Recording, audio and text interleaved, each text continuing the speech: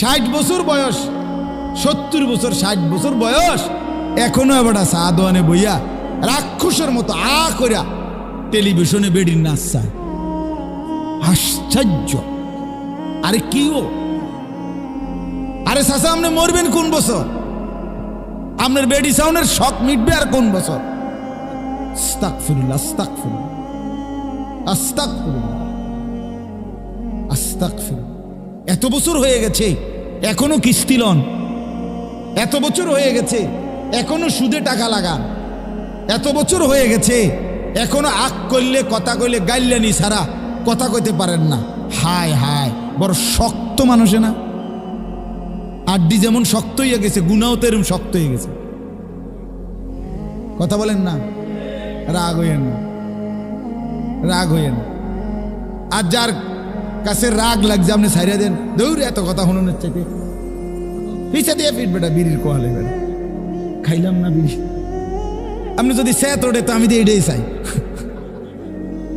কথাটা বুঝলেন না? আমি তো চাই আপনার শরীরের মধ্যে একটা স্যাত ওঠো। আমি একবার আপনার এক জায়গায় বয়ানের মধ্যে এরকম অনেকক্ষণ বিড়ির কথা কইছি, আর এক চাচায় কইয়া উঠছে ওয়াজের ভিতরে, আইজগা বিড়ির দাম শেষ, আইজগা শেষ। আপনি ছেড়ে দেন, আপনার লজ্জা হায়া কোথায়? আস্তাগফিরুল্লাহ। বয়স্ক মুসলমান, আহা বাপ, বয়স যার বেশি হিসাবও তো তার বেশি। কি বলেন? 60 বছর বয়স, হিসাব হবে 30 বছরের। কি চাচা, কত লম্বা হিসাব, এত লাশ, এত জানাজা, এত মানুষের কবর আপনি পড়লেন, দেখলেন, এত কিছু আপনার আখিরাত মনে করাইতে পারলো না? এত কিছু আপনার কবর মনে করাইতে পারলো না? আস্তাগফিরুল্লাহ। আহা, আপনি তো বড় পাষাণ, আপনি তো বড় শক্ত মানুষ। আল্লাহ মাফ করে দেন।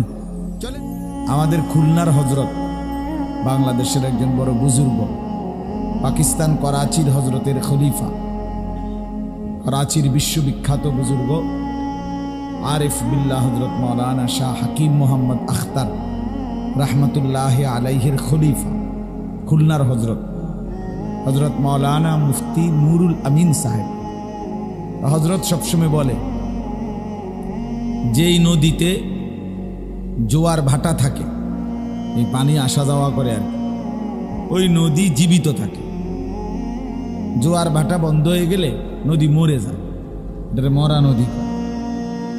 তো ওলামায়ে কেরামের সাথে যেই মুসলমানদের এই আসা যাওয়া থাকে, আপনারা আমাদের কাছে আসলেন, আমরা আপনাদের কাছেও গেলাম, এই আসা যাওয়া এটা থাকলে এই মহব্বত সম্পর্ক জীবিত থাকে। যদি আসা যাওয়া নাই, আমিও আপনার কাছে কখনোই গেলাম না, আপনারাও আলেমদের কাছে আসলেন না, তো এই সম্পর্ক মরে যায়, মরা নদীর মতো মুর্দা হয়ে যায়। এই জন্য আলহামদুলিল্লাহ সব সময় চেষ্টা করবেন বেশি থেকে বেশি ওলামায়ে কেরামের কাছে আসা, বসা, শোনা। হযরত বলেন যে যদি কেউ একজন মুয়াজ্জিন, মসজিদের ইমাম, তার সামনেও গিয়া বসেই থাকলো কিছুক্ষণ, উনি তেমন কিছু বলল না, শুধু চুপচাপ 5 মিনিট 10 মিনিট বসে রইল, তো নিঃসন্দেহে এর দ্বারাও ফায়দা হবে, উপকার, উপকার, রুহের খোরাক আসবে, দিলের খোরাক মিলবে। এজন্য রাসূলুল্লাহ সাল্লাল্লাহু আলাইহি ওয়াসাল্লাম উলামায়ে কেরাম, মুজালাসাতুল উলামা মানে উলামায়ে কেরামের কাছে বসা, এটার আলাদা, আলাইকুম, তোমরা এটাকে আঁকড়িয়ে ধরো, এইভাবে বলছে, গুরুত্ব আরোপ করেছে। উলামায়ে কেরামের কাছে বসা, উলামায়ে কেরামের জবান থেকে কিছু শোনা, কমপক্ষে এমনি বসে রইল। অনেক বড় বড় বুজুর্গদের জীবনীতে আছে, আমরা শুনছি, ওনারা বিভিন্ন সময় বিভিন্ন মজলিস এমনও হয়েছে যে মুসলমান আল্লাহর বান্দা জমা হয়েছে, উনিও আসছেন, 1 ঘন্টা, আধা ঘন্টা, 50 মিনিট, 1/4 ঘন্টা বসে রয়েছেন, একটা শব্দ কথাও বলেন নাই, কিছুই বলেন নাই, শুধু বসেই রয়েছে। আর মানুষগুলো বসে বসে চোখের পানি ফেলে কাঁদছে, তাকাইয়েই রয়েছে। আল্লাহ তাআলা এর দ্বারাও আল্লাহর বান্দাদের দিলের মধ্যে নূর, ইমানের আলো জ্বালায় দিচ্ছে। এই জন্য ওলামায়ে কেরামের মজলিসে বসা আসা, এটার থেকে কখনোই ইস্তেগনা, অমুখাপেক্ষী না হওয়া। আল্লাহ তাআলা কোরআনুল কারীমের মধ্যে বলছেন, ওয়াত্তাবি' সাবিলা মান আনাবা ইলাইয়া, যারা আমার দিকে ঝুঁকে আছে তুমি তাদেরকে অনুসরণ করো, অনুসরণ করো। তাহলে বোঝা গেল আল্লাহর দিকে যারা সারাক্ষণ আল্লাহকে নিয়ে আছে তাদেরকে অনুসরণ করো।